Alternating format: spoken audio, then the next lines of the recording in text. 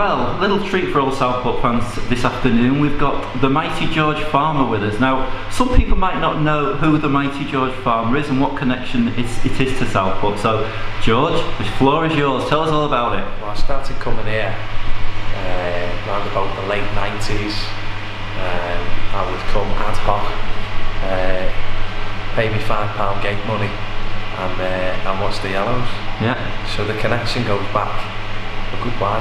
Yeah.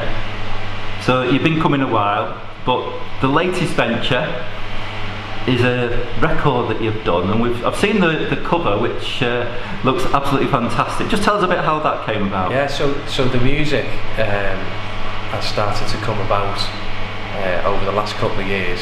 Put a record out in 2020, DIY, grassroots musician, and everything's done organically, if you like, and so to follow that up, and I write about things I'm passionate about, and the football is right up there. Yeah. So yeah, decided I was going to write a little 4-track EP called Raised on These Terraces, and we came down quite recently to a night match, and the photographs were taken. We managed to pick one from going through the turnstile, so it's all set to come out in the next week. When's it actually out, George? It'll be out on all platforms on the 6th of November, which is lined up with FA Cup first round. Oh, if only we'd been in it, then you could have really had a good boost, couldn't you? Just a shame, but yeah, and there's a reason for that as well. I wanted to incorporate the lower league. There's an awful lot about the Premier League, and it's nice to shine a light on what to me seems a lot more real and pure football down the lower leagues as well. How would you describe the music? It's upbeat. These tunes are anthemic. 3 of them are really kind of, match day playlist type thing, I would say. And then there's a track on there called More Than a Game, which anybody who's been involved at park level, amateur level, listen to the lyrics, would totally understand. So yeah, indie rock, that type of thing, Yeah. So, what's your career been? Are you a musician by trade, or? Yeah. So it's go back a good kind of 10-12 years, maybe slightly longer, and I was in a band. We played like a lot of bands. It came to an end. Yeah. And then I kind of put it on the shelf for quite a while. I never stopped playing, but I stopped playing out and about.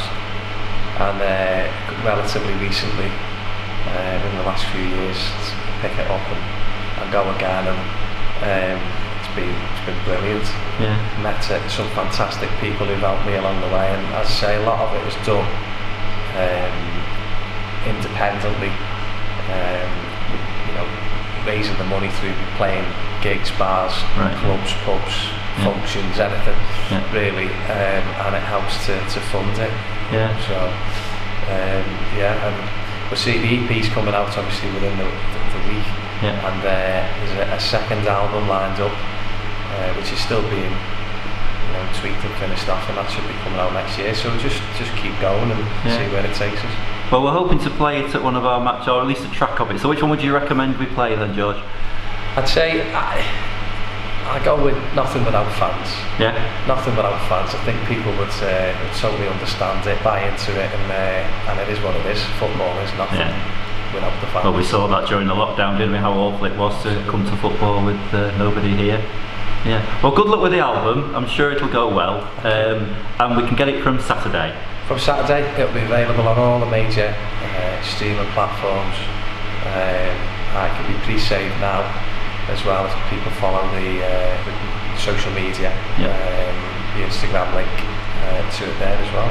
Yeah, and it's so good to have a link to Southport Football Club, because we don't appear on many album covers, so that's part of something history. special. Yeah, brilliant. Thank you very much. Thank you.